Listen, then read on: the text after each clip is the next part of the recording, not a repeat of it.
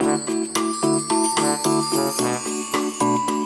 let's now proceed with our module number 11 in course 006, Statistics and Probability. Okay, let's have our first example.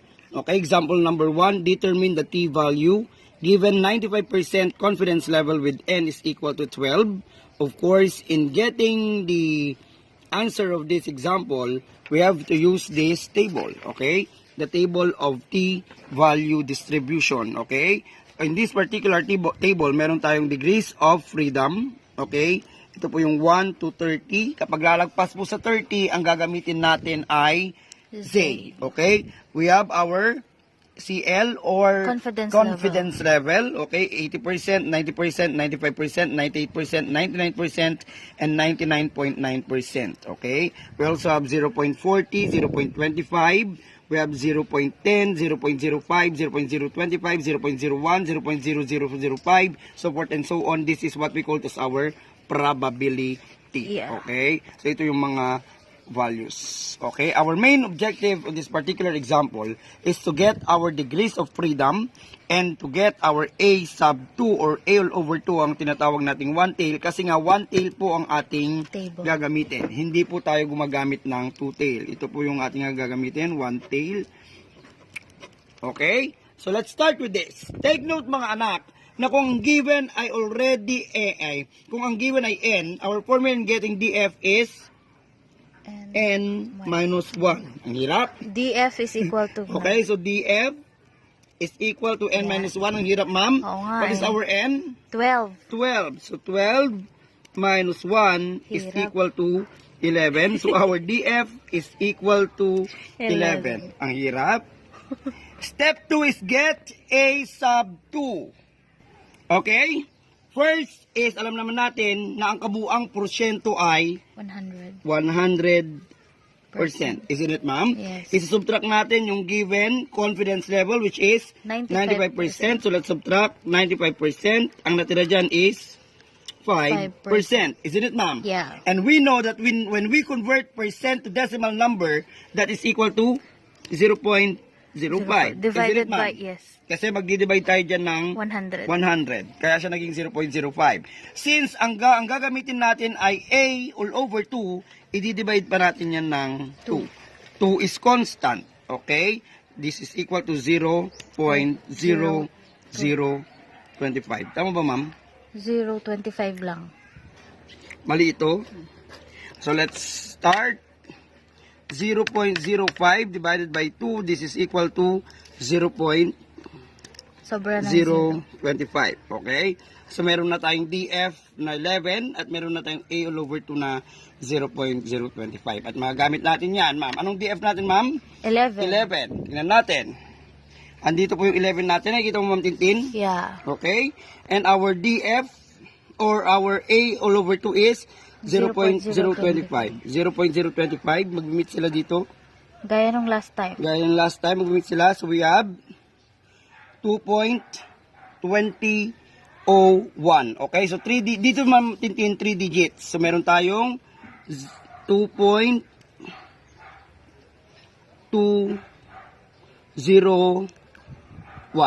Kasi ang kasunod is 9. Again, nag-reduce na tayo into, anong tawag dyan? Round off. Nag-round off na tayo. So, meron tayong 2.201. Our interpretation is the intersection. The intersection kung saan sila nag-meet is at 2.201. Thus, the t-value is 2.201. This means that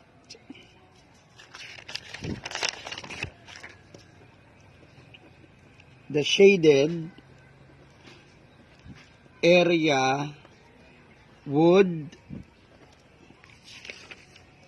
begin, ballpen makisama ka, begin at T is equal to negative 2.201 on the left.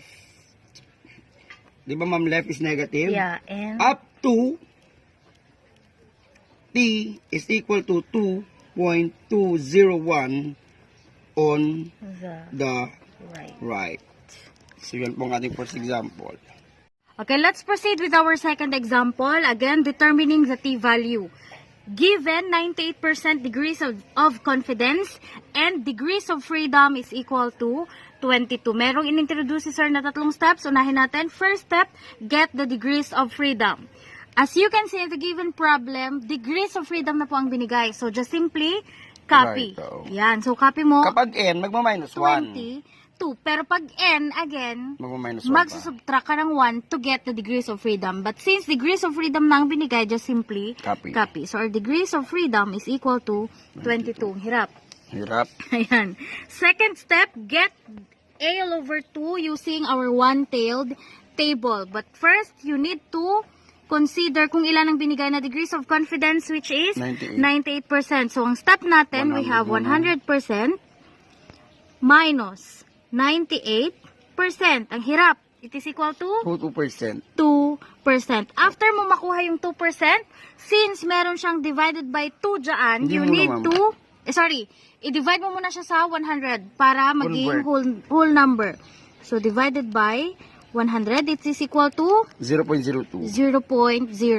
Kapag nakuha mo na yan, since merong divided by 2 dyan, i-divide mo siya ulit kay 2. Therefore, our A all over 2 is equal to 0.01. 0.01. Oh, meron ka ng 0.01. Ayan, meron ka ng Bulugan mo, ma'am. degrees of freedom is 22. A all over 2 is 0.01. Now, using our table, hahanapin natin, ipag-meet natin si 22 at si 0.01. So, degrees of freedom mo ay 22. Ito po siya. And you have 0.01. Andito. 22. Andito. Ito po ang sagot. Again, 3 decimal points. So, ang sagot natin ay 2.508. Since meron na tayong sagot, last step is for the interpretation. So, ang interpretation yan is Araw muna. Araw. Yan. thus, the intersection is at 2.508. Thus, the t-value, tsaka ng sulat ko, pasensya na, is 2.508. This means, bakit talaga? That the shaded area That the shaded area would begin at t is equal to negative 2.508 on the left. kasi nga negative yun. Yeah. Up to t is equal to 2.508 on the right. So, take note mga anak na kapag kukunin mo na yung interpretation or kapag mag-i-interpret ka na, you should consider the left and right. Or kapag left, negative. Kapag right, positive. So, that is Third and last example, determine the t-value given 90% confidence level with n is equal to 28. Let's have first step. Get the degrees of freedom. Our given is n is equal to 28. Sabi natin pag n, our degrees of freedom is equal to n minus 1, right? Yeah. But our n is 28 minus 1, so our degrees of freedom is equal to 27. 27. Second step is finding a all over 2. In getting our a all over 2 or second step, we should consider our confidence level. Kanina, sa first example and second example, dumaan pa tayo sa tinatawag nating computation na magdi-divide pa tayo, so forth and so on. But there is a shortcut way in getting our step number 2. Take note that we are in 90% confidence level. At sa ating table kanina, pinakita ko mga anak na meron tayong confidence level, isn't it? Yeah. 80, 90, 95, 98, 99, and 99.9. So ipapakita ko lamang po, we have 90%. Tama, ma'am? Yeah. Kanina, ang ginagawa natin, ma'am, gagawin muna natin, tingnan natin para makita nila. Yeah. Focus. Yeah. Gagawin natin 100% minus 90. 90%. This is equal to 10%. 10%. Since nasa percent siya, gagawin natin siyang decimal number. So, mag-divide tayo dyan ng 100. Isn't it? But 10 divided by 100, that is equal to 0.1. 0.1. And since A all over 2 ang ating hinahanap, let's divide this 0.1 by 2. 2. So we have now divided by 2. This is equal to 0.05. Isn't it? Yeah. So meron tayong 27 degrees of freedom and A sub 2 all over 2 na 0.05. Let's proceed on our table. This is 0.05. Our N is 27, or degrees of freedom is 27. This is 27. This is 0.05. Okay, so the intersection is 1.703. 1.703. 1.703. Ito yung shortcut na sinasabi namin ni Ma'am Tintin. Without going through with those formula, 90% confidence level, 90%, and our degrees of freedom is 27, wala na pong computation. Titingnan mo lang sa baba, 90%, pak, pareho lamang po. Shortcut. Pero syempre, gusto natin malaman muna nila yung proseso. Oo. Pero kung gusto nyo tinatamad na kayong magproseso, meron po tayong shortcut way. Yeah. Okay? Kaya po niya binigay yung confidence level. So let's now proceed to our interpretation. Okay? Our interpretation is what? The intersection, ang pagit din ng sulat ko ngayon. Sorry na. Wow, ginagandahan mo nga. Naya naman yung sulat. The intersection is at, yung 7 minutes, di ba, natatapos na sa ginagandaan. 1.703. Okay, thus, the t-value the t-value is, the t-value is 1.703. this means that the shaded, yun. Is, oo nga, this means, tama, Yeah, that the shaded area that the shaded area the shaded area would begin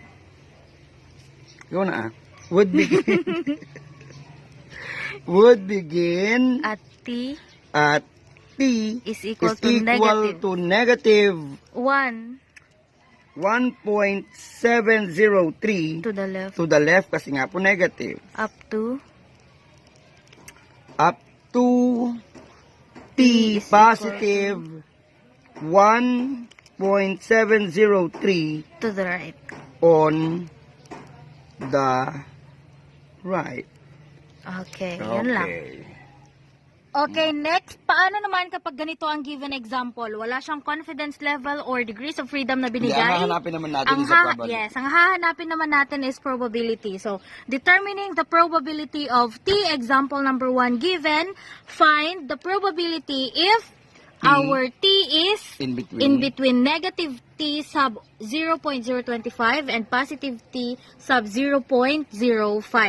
First, na lagi nating tandaan, naalala nyo yung sinabi natin before na yung sa curve, ang kabuuan po niyan is 1. So, meron tayong a total of 1. First step, isusubtract natin si positive muna. Yan, isusubtract natin yung positive muna. So, meron kang 0.05. Next, is i-add natin si negative. Pero magiging negative pa rin yan. Sabi ko, i-add natin sa negative. Negative times positive is negative pa rin. So, negative Shortcut na lang. 0.025. So, using our calculator, ang hirap-hirap. Let's subtract. We have 1 minus 0.05 minus 0.025 is equal to, ang hirap. It is equal to 0.925. Final answer. Hence, the probability of T between... Ayun. Hence, the probability of, ito, sulatin natin ulit, T sub 0.025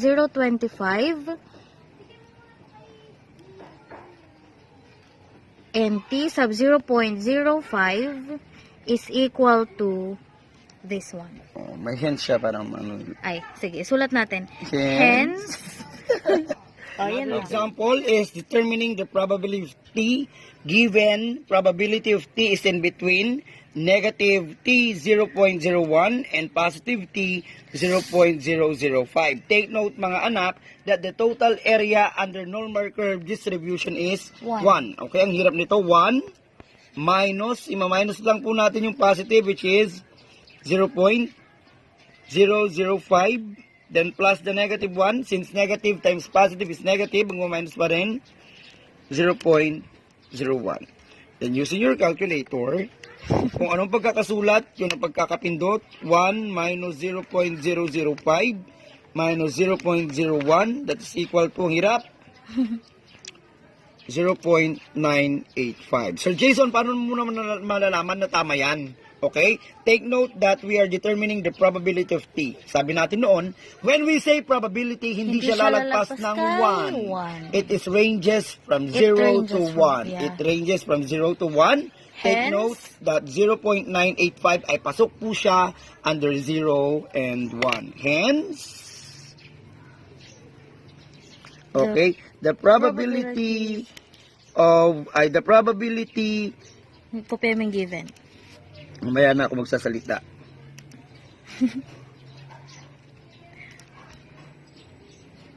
Sub 0.005. Okay? The probability of t between negative 0.01 and 0.005 is equal to 0.985. Answer. Okay, para mas maintindihan, unahin natin ang formula. So, naalala niyo yung formula natin last time kay Z distribution table, pinalitan lang, pareho lang. Ang pinagkaiba lang is yung letter T dahil T distribution table tayo ngayon. At may degrees of freedom tayo ngayon. Yeah, degrees of freedom. So, take note, meron tayong negative or minus lang dito sa kabila. At sa kabila is plus or positive lang. Ayan, so we have mean minus critical value or t value times standard deviation all over square root of n. And sa kabila, mean plus t value times standard deviation all over square root of n, where x bar is equal to mean t sub a all over 2 times n minus 1, or yung n minus 1 natin, yung sa critical value kanina, kukunin natin ang t value as our standard deviation and n is our sample size. Para mas maintindihan, let's proceed with our first example. Ayan. So first example natin, given na lahat, s is equal to 6, n is equal to 20, mean is equal to 25, critical level is 90%. All we need to do is to substitute. So i-substitute natin sa ating formula, which is our x, at ang x natin dito ay, ayan, 25. So, 25 minus t sub a all over 2, and our n is 21. Kunin muna natin siya, t sub a all over 2, n minus 1. But our n here is 20. So, para makuha natin yung degrees of freedom, n minus 1 natin, 20 minus 1 is equal to 19. And our confidence level is 90. So, yung shortcut na tinuro namin kanina, para mas madali tayo when it comes to solving, hanapin mo 90% at ang ating degrees of freedom ay 19. Tama po? So, ito po ang ating sagot. Ayan. Again, 3 decimal points. Tama, Sir Jason? 3 decimal points. So, ang ating 1.729. sagot ay 1.729. Yung 1.729, yun na ngayon ang gagamitin natin. So, yun ang isusubtract natin. We have 1.729. Since nakuha na natin yan, i-multiply natin si S or standard deviation, which is 6 all over square root of, don't forget the square root sign, 20. And then, sa kabila, yung subtraction, papalitan lang ng addition. So, we have 25 plus 1.729 times 6 all over square root of 20. Using our calculator, again, kung papaano sinulat, ganun din po dapat ang pagkakasunod-sunod. So, unahin natin sa negative. We have 25 minus 25 minus 1.729 times. Fraction, we have 6 all over square root of 20. We have, ayan. Ilang decimal point kukunin? 3. 3. So, for negative, we have 22.680. And for positive, yung subtraction dyan, papalitan mo lang ng plus. Ayan, we have 27.320.